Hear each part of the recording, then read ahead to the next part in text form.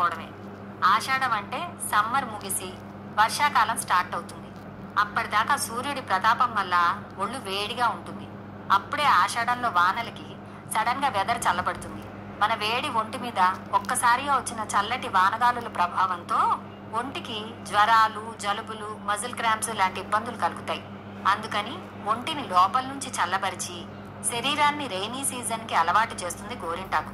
అంతేకాదు seasonal illnesses రాకుండా protect చేస్తుంది. ఆషాఢం అంటేనే అంటురోగాలు వ్యాపించే కాలం. దానికి కావలసిన రెసిస్టెన్స్ బాడీకి ఇస్తుంది. అంతేకాదు వానాకాలం బురదల వల్ల, తడి ఆరకపోవడం వల్ల కాలివేళ్లు, చేతివేళ్లు పాచిపోతుంటాయి.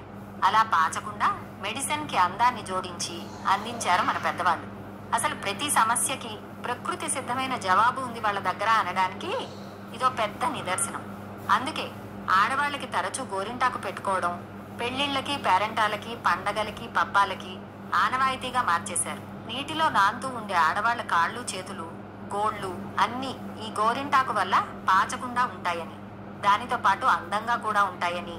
కానీ ఇప్పుడు ఒరిజినల్ గోరింటాకు దొరకడమే కష్టం. దొరికినా దాన్ని పెట్టుకోవడానికి